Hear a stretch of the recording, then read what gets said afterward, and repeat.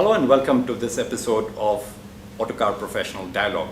We are here at the Automotive Research Association of India in office in Pune, and I have with me Dr. Reggie Mathai, Director ARAI. Dr. Mathai, thanks for sparing your time and talking to us. Thank you, Autocar Professional, for reaching out to us.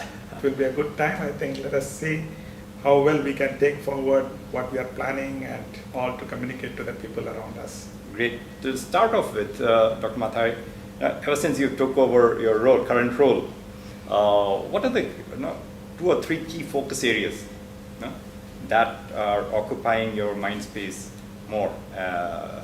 Could you tell us?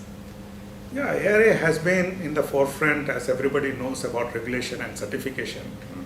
This is a well-known fact to people as such.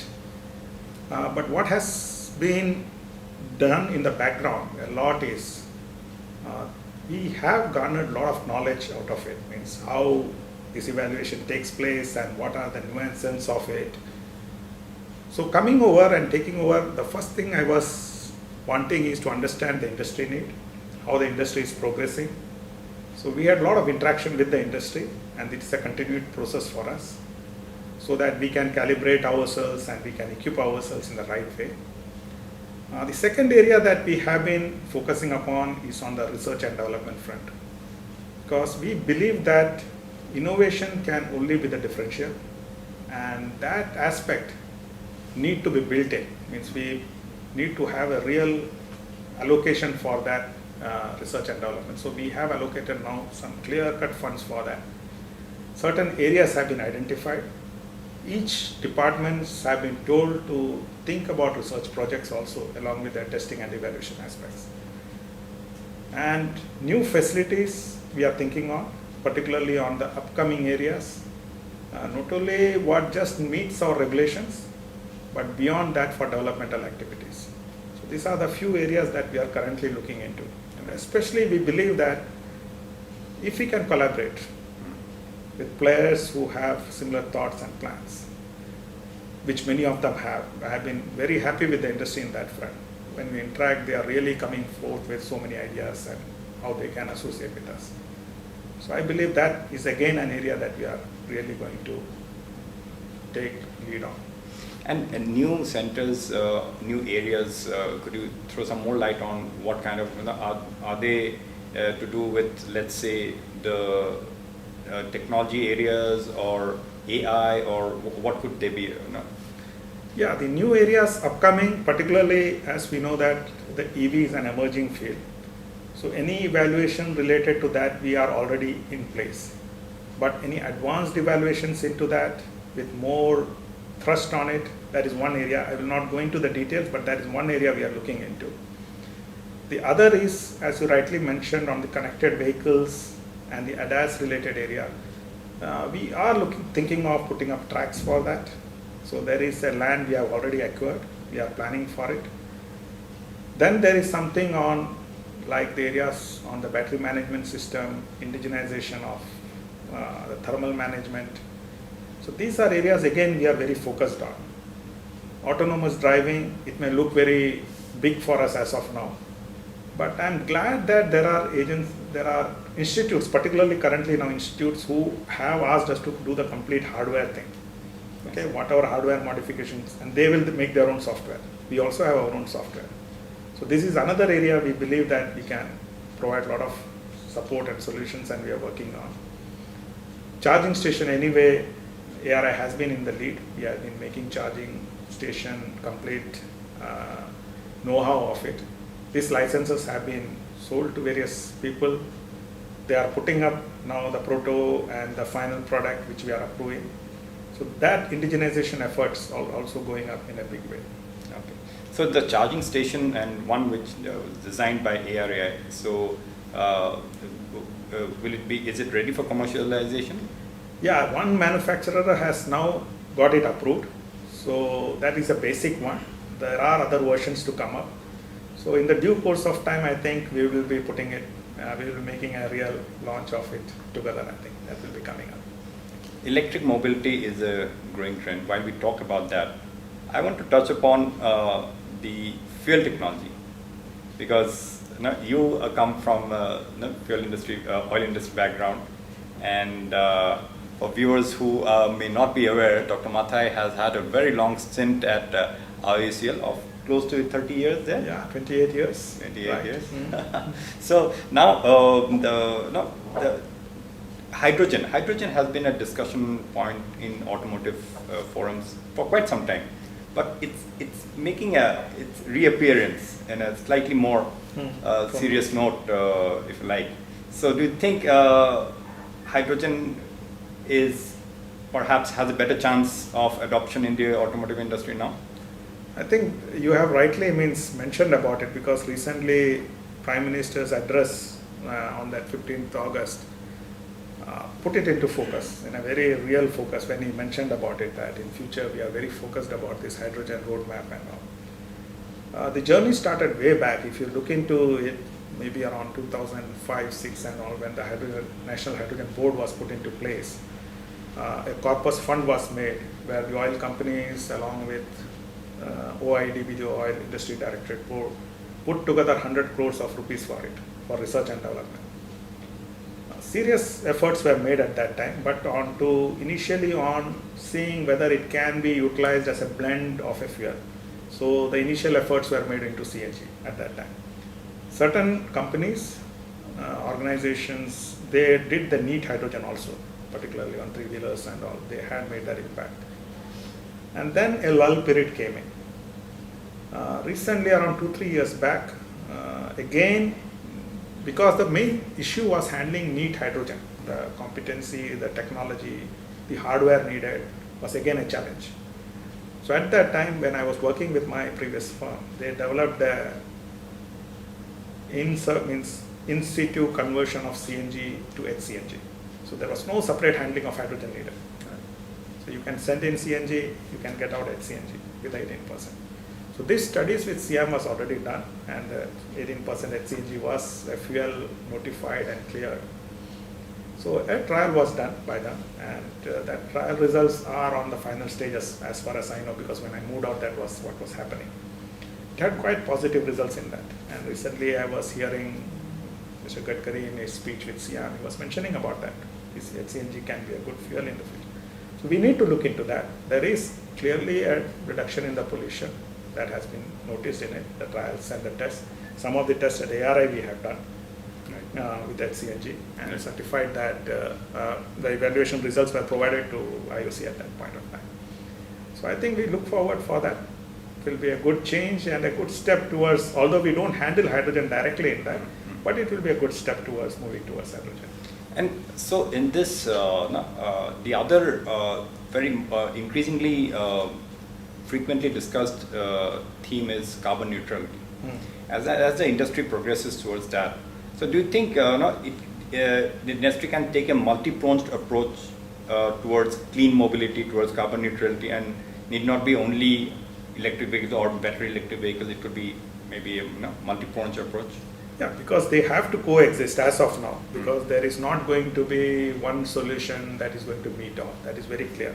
Because we have such a great infrastructure ecosystem in place, we can't wind it off on a one-day sort of a thing. So it has to be going to be in a phased manner. But at each step, the government is also very focused on the carbon neutrality. So that's why when they brought in the scrappage policy, the end-of-life vehicle policy and all, when they brought in, this was very much in their mind of it. And the policy, as and it matures, there will be more built into it, saying that what material should go in at the beginning of the vehicle itself, and so that the end-of-life vehicle, the carbon neutrality thing will also be taken into consideration. Coming to the fuel part, we need to address not only the fuel dispensing that is happening or the fuel carbon intensity, which anyway government is very focused on bringing in CNG and all. The network is planned and how the CNG is going to come in. Along with that is the energy production itself. There is going to be a very serious focus on that. For it to be the entire cycle to be green. Exactly, the complete well to wheel or cradle to grave sort of a thing, to meet the complete requirement of net zero emission. And I think that will be the next step, because once the ecosystem starts developing, you can always start addressing to the other end also. And there is a very focused approach on that also happening. There are various fronts, efforts are made, whether the existing coal can be used for some other source of fuel to be converted and all that. Various studies are happening. Let us hope and let us see that how it matures and takes good shape in the coming days. So if you look at different buckets, the conventional fossil fuel, diesel, gasoline put together, electric, battery electric, hydrogen or HCNG, and maybe synthetic fuels also. Mm-hmm. So what is the kind of prospect do you see for each of these buckets? Yeah, that's a real. I will say that it is not going to be an easy solution, easy roadmap for the vehicle manufacturer as of now. The struggle for gaining commercial viability in each of this can only on a phased manner or in a stepwise manner, because the IC engines have existed for long. You have got almost all necessary ecosystem ready for it. It has grown in its efficiency over the years, and still, if it is made technology agnostic, people still believe that there is going to be some fight it can still give. So I was really happy to hear certain speakers speaking about that. Define the norms. What you want to define it. Let us then move ahead and see how we compete in the pricing and our availability and all. But the push that is coming, the government's view and the thought process is very clearly on to decarbonize the sector. The Honorable Minister, Mr. Gadkari, was very clear, outspoken in saying that please go away with the diesel thing, leave it aside, sort of a thing. Now, that thought process is to be brought in slowly and steadily, and we need to come up with adopt the new technologies that are coming in. So the EV bucket is looking as the most readily available sort of a thing. Coming together of corporates or the organizations is a need of the hour, because if you need the economics of scale, this is something that is needed, that there has to a synergy to be built in. Technology solutions are readily available. It's not that we are not ready with technology solutions. There are pockets where the technology solutions are available. The only thing is the stakeholders needs to come together. One thing the Ministry of Heavy Industries recently did was, apart from the PLI schemes and all that, they have given 6 of the company, agencies under them startup portals to be launched by them. Particularly for us and one of our counterparts, they have told us to put on automotive related areas. And this, we have now made certain problem statements, and now it is open for the next 1 month, these statements. So people can apply on that. So these are on areas like battery management system, flex fuel related things. So we want people who have ideas to come up. We will do the handholding. Is it on your Technovus platform also? It is on the Technovus platform. It is called the Uptake, and it has started now. It has opened for 15 days. It will for 1 month. It is open, and we will really select few of them, do the handholding, and we want to see that it is taken forward. So these are stakeholders who can bring in value to the whole ecosystem. And once that ecosystem develops in a bigger way, other areas are skilling. That is also we are very focused on now. So recently I have gone to Telangana. We have got into an understanding with them to set up a EV center for them that ARI will operate. Under the Telangana state government? Under the Telangana state government. So they will provide the infrastructure for us, and we will set up the facilities, do the testing and all that for them. So it will not be a certification thing, but it will be a pre-evaluation and testing sort of a thing. That is the first phase we are looking into. So skilling is another area we are very focused on. We know that there will be a need for skilled person to take care of this growth. So I believe the electric vehicles growth is something we should catch up on and come together and be a part of that journey. And this project which you have for the first time done with the state government, would you extend it to others? There are a few others coming up also, but I won't be. There are a few others telling us to, because they have the facilities, some of them have created the facilities, so they want us to set up at least some skilling centers, which we are very open. and we are looking into that very seriously. Yes. And talking about this progression or the journey towards net carbon zero, different fuel technologies, powertrain technologies, in this regard, policies become very crucial. Clearly defined, sustainable long-term policies. Something which is not very common, or at least the government, the industry keeps saying that, no, provide us that. Do you think there needs to be more consultation, more kind of brainstorming, no, and therefore improve on this part also in terms of laying down sustainable, clearly defined policies?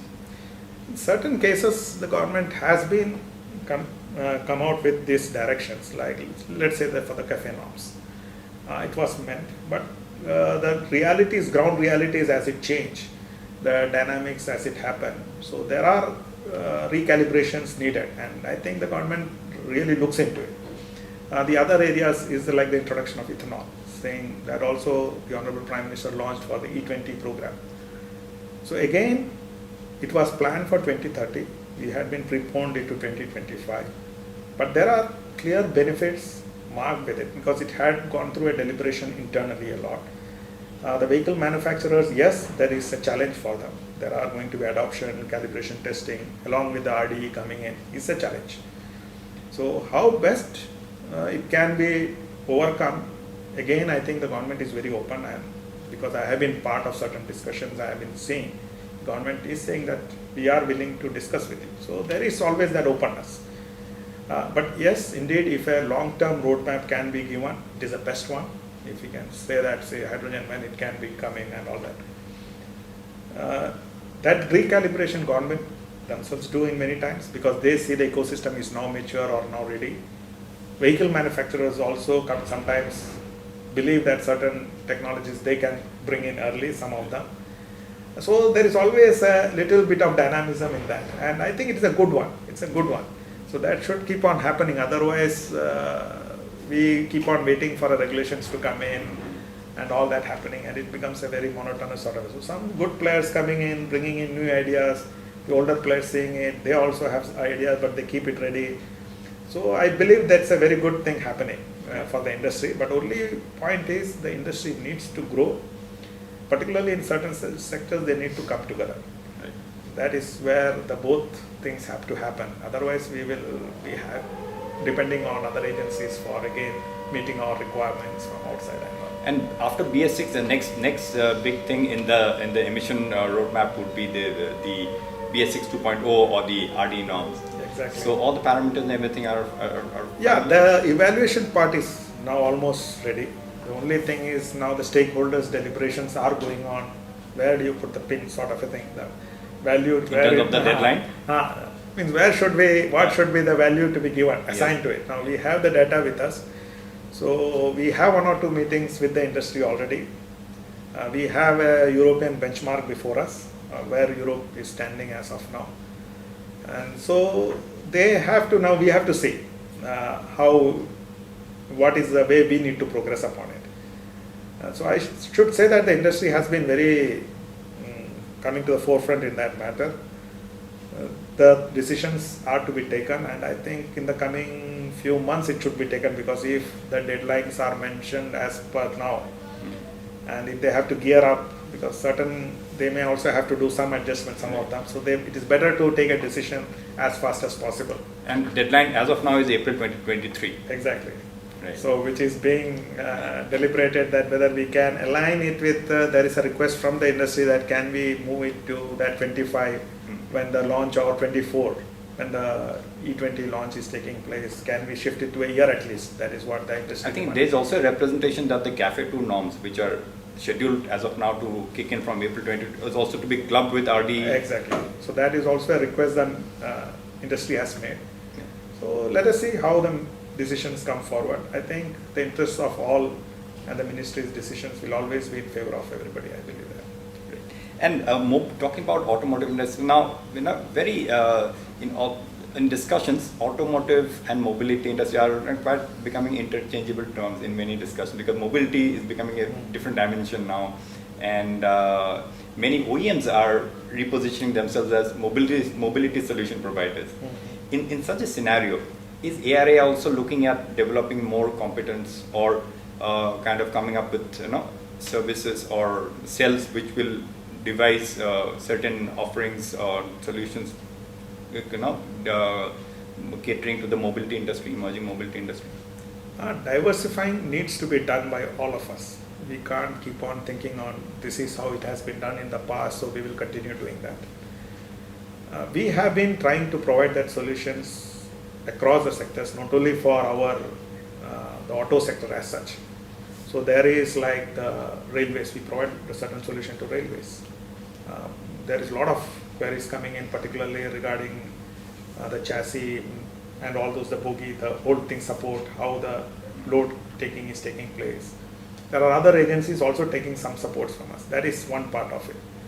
Coming to this mobility part, as you mentioned, the EV has thrown in a lot of new areas and new players coming in, and they have seen some sort of ease of business in many things. They believe that now they don't have to go through a complex manufacturing process and all that.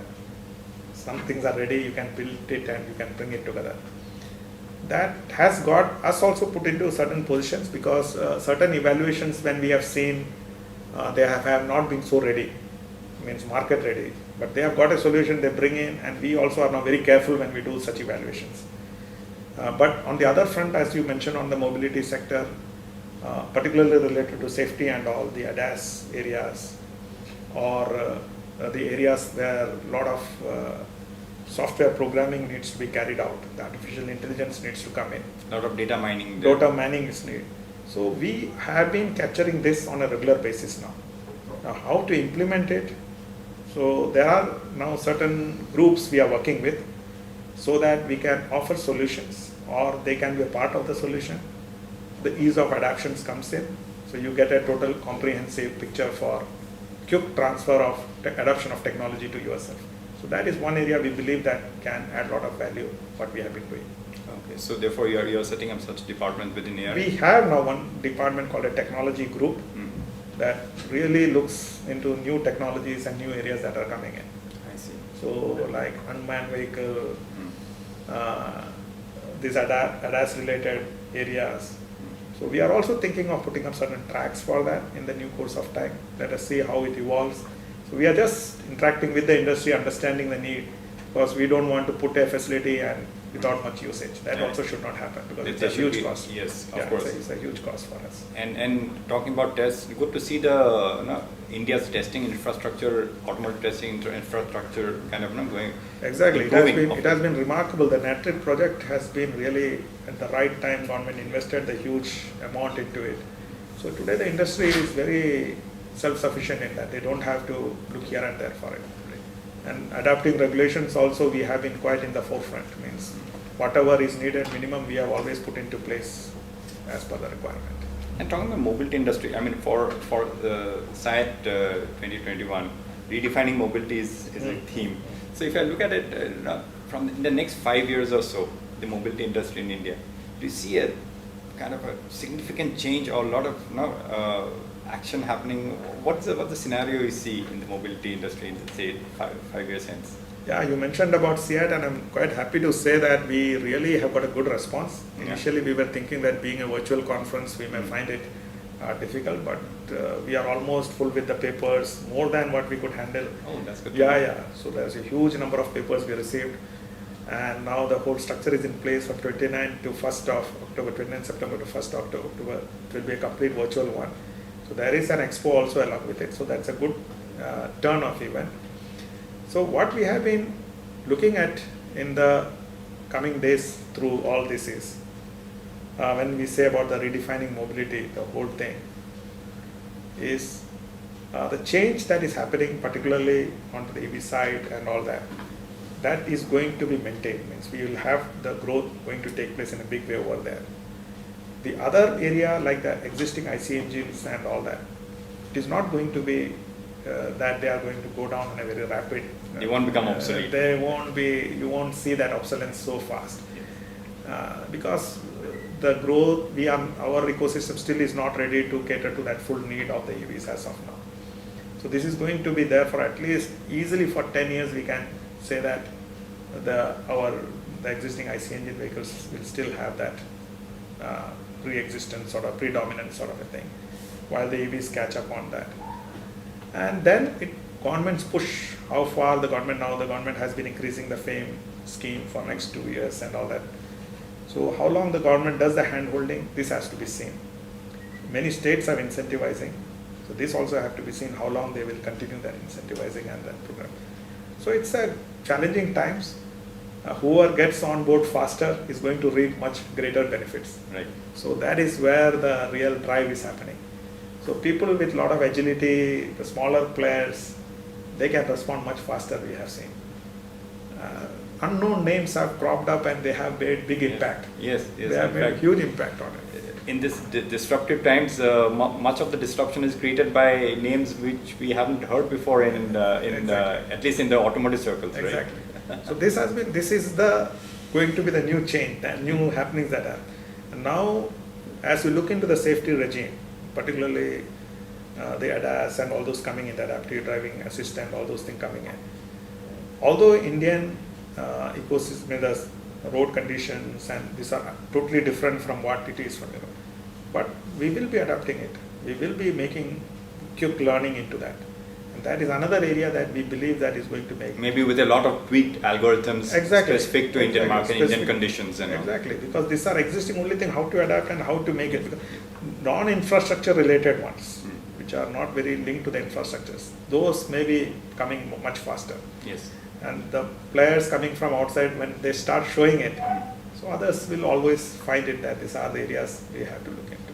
And it's like, for example, ADAS already is becoming a kind of a key value proposition in some of the new models that we have seen. Up to 0 level, 1 level and Yeah, all, they have got yeah. some things they have already done in their vehicles and all that. So I mean, at least one OEM is promising a L2 level very soon. So that is true.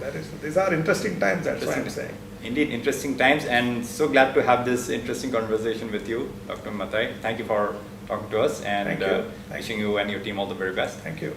Thanks a lot. And thanks for watching this conversation. As mentioned, we were having this very insightful and interesting conversation with Dr. Reji Mathai, Director of Automotive Research Association of India. Thank you. Thank you. Take care. Stay safe.